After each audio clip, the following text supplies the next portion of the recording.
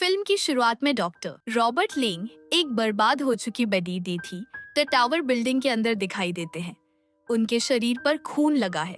वह यहाँ एक कुत्ते को आग लगाते हुए दिखते हैं। इस समय क्या चल रहा है ये काफी हद तक अज्ञात रहता है। फिर कहानी 3 महीने पहले से दिखाई जाती है जब सब कुछ ठीक था। यहाँ हाई राइज जो लंदन की सबसे ऊंची बिल्डिंग है को दिखाया गया है।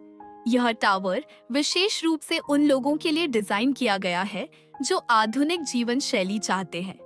अमीर लोग टावर की ऊपरी मंजिलों पर रहते हैं जबकि गरीब लोग निचली मंजिलों पर रहते हैं।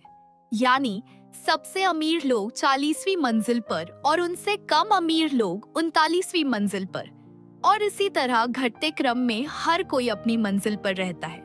इसमें दुनिया की सभी सुविधाएं हैं जैसे स्विमिंग पूल, जिम, सुपरमार्केट और बच्चों के लिए स्कूल, ताकि उन्हें बाहर न जाना पड़े। ये सभी लोग दुनिया से बिल्कुल अलग थलग होकर इस टावर में रहते हैं। डॉर रॉबर्ट बिल्डिंग की 25वीं मंजिल पर रहने के लिए शिफ्ट होते हैं और एक अच्छी जीवन शैली पाकर खुश हैं। यहाँ उनकी मुलाकात एक सिंगल मदर से होती है। उनका एक बेटा भी है। वे दोनों बहुत कम समय में एक दूसरे के साथ एक मजबूत रिश्ता बना लेते हैं। इसके अलावा doctor Robert documentary film maker Richard Wilder से दोस्ती करते हैं। डॉ रॉबर्ट एक फिजियोलॉजी टीचर है।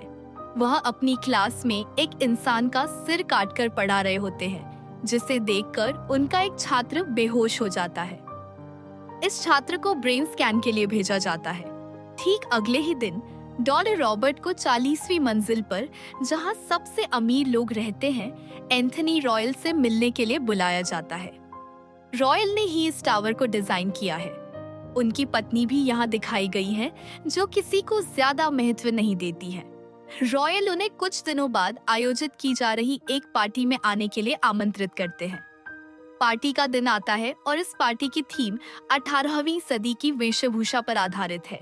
यानी सभी को 18वीं सदी के कपड़े पहनकर आना था। ऐसा ही होता है, लेकिन डॉ रॉबर्ट अपने रोजमर्रा के कपड़ों में आते हैं क्योंकि उन्हें पार्टी की थीम का पता नहीं था। रॉबर्ट के कपड़े देखकर रॉयल की पत्नी और बाकी आगंतुक नाराज हो जाते हैं। इस बात को लेकर रॉयल की पत्नी और उसी छात्र ने, जो क्लास में फिसलकर बेहोश हो गया था, रॉबर्ट का बहुत अपमान किया। उन्हें बुरा भला कहा जाता है और उन्हें पार्टी से बाहर निकाल दिया जाता है। पार्टी से निकाले जाने के बाद वह एक लिफ्ट में जाते हैं, लेकिन बिजली गुल होने के कारण वे इस लिफ्ट में फंस जाते हैं। रॉयल ने बताया है कि पिछले कुछ दिनों से बिजली की लोड शेडिंग हो रही है, पानी का बहाव बंद हो गया है और कचरे का पाइप सही ढंग से काम नहीं कर रहा है। ऐसी सभी समस्याएं बहुत आम होती जा रही हैं। कहानी आगे बढ़ती है। डॉ रॉबर्ट के बेहोश हुए छात्र की मेडिकल रिपोर्ट ठीक आती है। उसे कुछ नहीं हुआ है, लेकिन बदला लेने के लिए डॉ उसे यकीन दिलाते हैं कि उसे ब्रेन ट्यूमर है। डॉक्टर ऐसा इसलिए कहते हैं क्योंकि उस छात्र ने भी पार्टी की रात डॉ रॉबर्ट का अपमान किया था। फिर हम देखते हैं कि उनका वह छात्र 39वीं मंजिल से शराब के नशे में आत्महत्या कर लेता है। पुलिस भी आती है, लेकिन इस मामले की ठीक से जांच नहीं करती है। इससे डॉक्टर का दोस्त रिचर्ड वाइल्डर बहुत दुखी हो जाता है और वह इस हाई राइज बिल्डिंग में हो रहे अत्याचार को बेनकाब करने और रोकने का इरादा करता है। हाई राइज बिल्डिंग से कोई बाहर नहीं जाता है और न ही कोई अंदर आता है। कानून व्यवस्था पूरी तरह से खत्म हो जाती है। अपराधी हाई राइज में बहुत आम हो जाता है। सुपरमार्केट के अंदर भोजन भी कम होने लगता है, जिसके कारण लोग आपस में लड़ने लगते हैं। एक तरफ रॉयल पर पुलिस को रिश्वत देने का संदेह है ताकि इन सभी विकारों को नजरअंदाज किया जा सके और इस बिल्डिंग की खबरें बाहर न जाएं।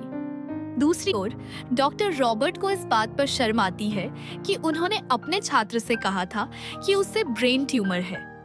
डॉक्टर मानसिक रूप से काफी बीमार हो गए हैं और खुद को कमरे में बंद कर लेते हैं। वह खुद को दोष देते हैं और मानसिक रूप से अस्थिर हो जाते हैं। वाइल्डर, जिसने इस बिल्डिंग को डिजाइन किया है, उस रॉयल को मारने की योजना बनाता है। वाइल्डर सोचता है कि इस पूरे मामले में रॉयल का हाथ है। जब वह उसे मारने के लिए आगे आता है तो उससे पता चलता है कि रॉयल का एक बेटा भी है जिसे दुनिया नहीं जानती। वह बड़ी मुश्किल से रॉयल के पेंट हाउस तक पहुंचता है और उसे गोली मार देता है। इससे रॉयल की मौत हो जाती है और वाइल्डर को भी एक लड़की गोली मार देती है। इस तरह यहाँ दो मौतें होती हैं। रॉयल का बेटा ये सब चुपके से देख रहा होता है। पूरे टावर में अफरा तफरी मची हुई है। लोग एक दूसरे से लड़ रहे हैं। कोई भोजन के पीछे है तो कोई बदले के पीछे। लोग नफरत से भरे हुए हैं। गरीब अमीरों को मार रहे हैं और अमीर गरीबों को मार रहे हैं। फिल्म की कहानी वहीं लौट आती है जहां से वो शुरू हुई थी, जब डॉक्टर रॉबर्ट बर्बाद हो चुके बड़े टावर के अंदर है। डॉक्टर रॉबर्ट पूरी तरह से बेतुके नजर आते हैं। वह लगातार मनोविकृति साइकोटिक ब्रेक का शिकार रहे हैं। वह खुद से बातें कर रहे हैं और कहानी यहीं समाप्त हो जाती है।